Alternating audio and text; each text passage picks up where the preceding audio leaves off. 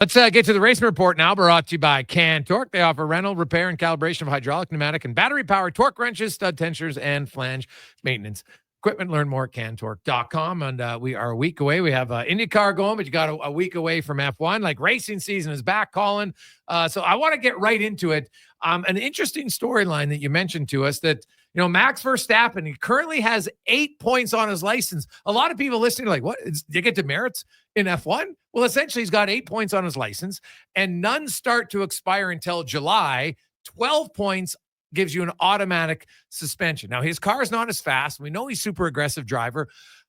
How do you get points on your license? Like, could it be in one, or would he need 2 infractions to go from 8 to 12? It depends on the infraction. When you do something that's over the line, you cause an accident, you have an unsafe situation, you don't follow the race director's rules, they can award penalty points. And, because Max is a very aggressive driver, he is higher up on the list. I mean, the only person that's actually faced an actual suspension was Kevin Magnussen last year.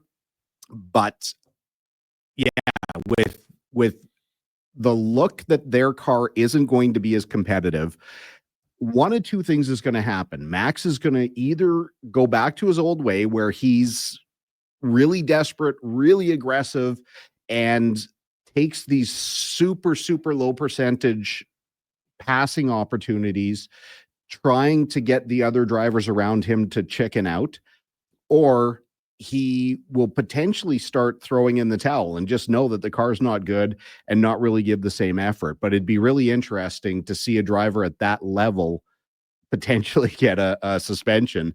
The only thing that the joke that's going around is his girlfriend is pregnant, and it's right about that time that she's supposed to be giving birth. I'm not sure how far along she really is, but at some point during this year, he might take that penalty just so he can get a couple extra weeks off and spend some time with the baby.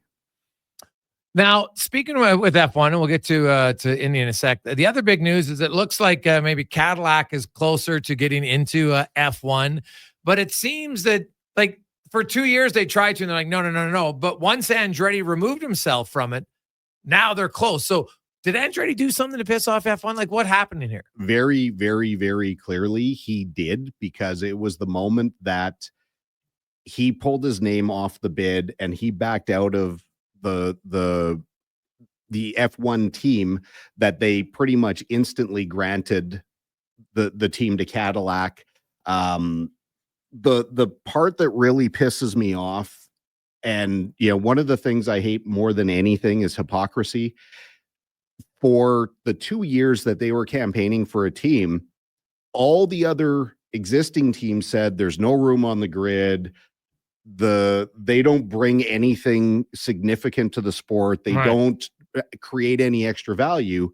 Well, this week, Stefano Domenicali says it's going to be really great. We already have 3 races in the state, so having a true US-based manufacturer is really going to add value to the series. It's like, they said that for 2 years, and you extended them a middle finger. Now, all of a sudden, it's a really good thing.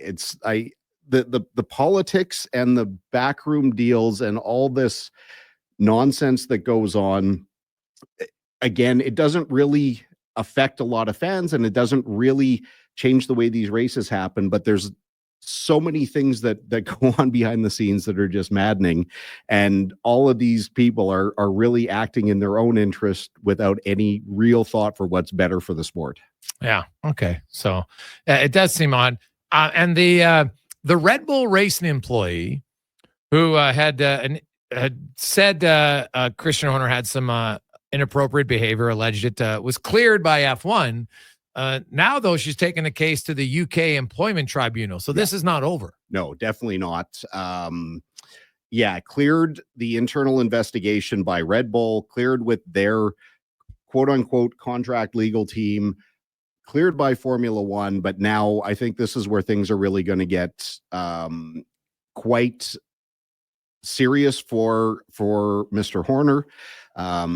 We know the employee in question, she spent time in IndyCar. I know several of the teams and drivers that she worked with, and they cannot speak highly enough of this person. That, the things that keep coming up are ethics and morals and honesty and hard work and all the rest of it. So to hear how demeaning that they've been about this person, when it's very clear what happened. There's pictures and there's text messages, and all of this got released to the media, but there's been a media publication ban that they can't really share a lot of what's going on.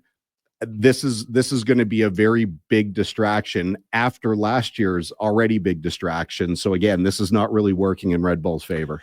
Now let's switch over to IndyCar, and Scott Dixon basically ran his entire race without communication with his team. He still finished second. His only indications of when to come in were his fuel alarm and having the, kind of the mental awareness to understand what his strategy should be. And he finished second, and people were raving about it. So first of all, what happened with the communication? How come they could never get it going? And would this be something that racing would ever consider saying, hey, let's have less communication and let's just see what the drivers can do without it?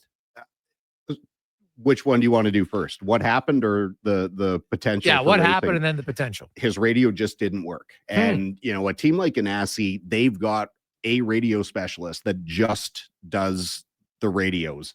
They test these things, they retest, they triple chest, they would have been on an outlap, and they get the driver to do radio checks at, and you'll hear the guys, if you can actually get their live radio, where he'll say like, okay, radio check turn 1. Yeah, we got you loud and clear. Radio check turn 3, because they know for us, for our NASCAR program, when we're running a Canadian Tire Motorsport Park, we know that once the cars kind of get to the bottom of the hill around 5A and 5B, we can't get our radios to work. There's a lot of trees in the way. There's a lot of hills, campers, all that stuff.